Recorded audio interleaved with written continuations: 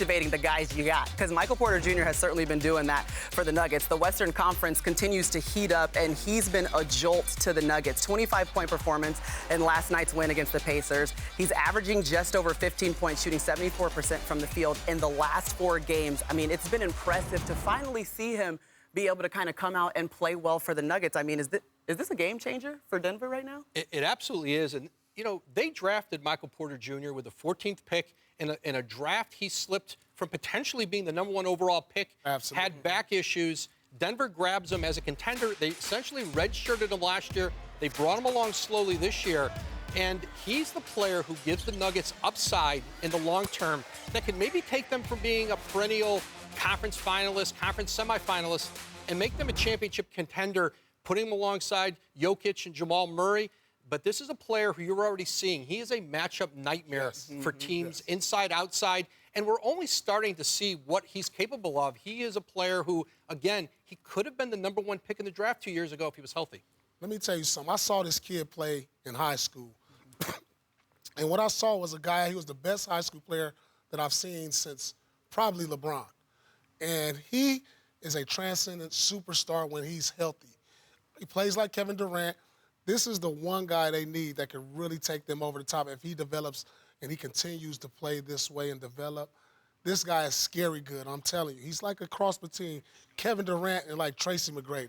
I like what I see in this young man, but the problem right now is I don't know if there's enough time for him to develop to win a championship for Denver this season. But the upside to this young man is great. I think he's a great addition to what Denver needs, a slasher, a shooter, a guy that can get to the basket but also create his own shot. Yeah, he's a kid that, remember, coming out in his draft, he was the #1 rated high school player. We talk about Bagley, you talk about Ayton, who ended up going #1 in his draft class. This was the guy that coming into it, he was the guy. I saw this guy. I mean, this is the guy. If he can fulfill his potential, they have the next superstar in their hands in Denver. If he can keep being 6'10" and hitting a step-back 3, chances are you're going to be able to add value to Denver. All right, it's time for the Woj Report. There's a reason why we make you come all the way out to L.A. and drop bombs on us, Woj.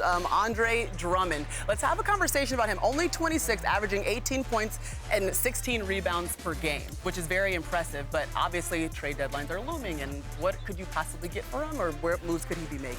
Well, Detroit and Atlanta have been engaged in talks on a Drummond deal for the past 2 weeks. You know, the owners have gotten involved in these conversations. Detroit has talked with some other teams about Drummond.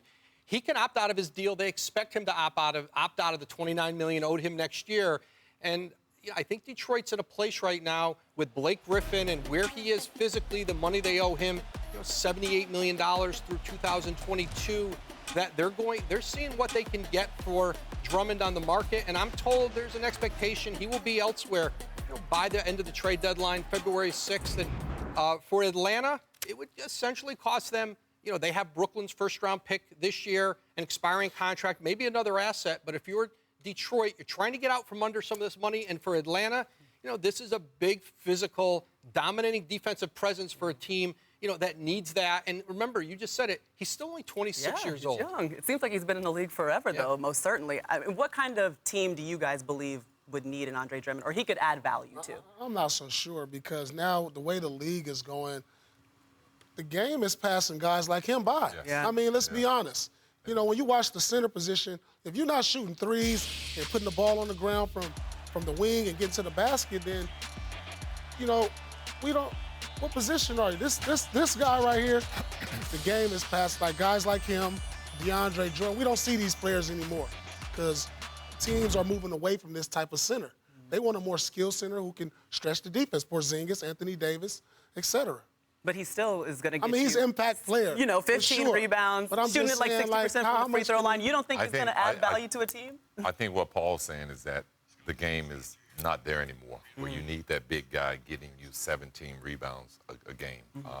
It looks good on the stat sheets, but at the end of the game, it's really about the bottom line numbers. It's about the team that's shooting the 3 balls, the team that's shooting the best percentage from the 3-point line. And his ability to be able to get a lot of rebounds brings a lot of value, but it don't bring the W's, as you see in Detroit. And pairing him with a passer like Trae Young, too, offensively around the rim, could be a benefit of having Drummond with the Hawks. Yeah, well, we saw with the Pistons, obviously it didn't work to build around 2 big men, but it could work if you add in a Trae Young. Thanks for watching ESPN on YouTube. For more sports highlights and analysis, be sure to download the ESPN app. And for live streaming sports and premium content, subscribe to ESPN+.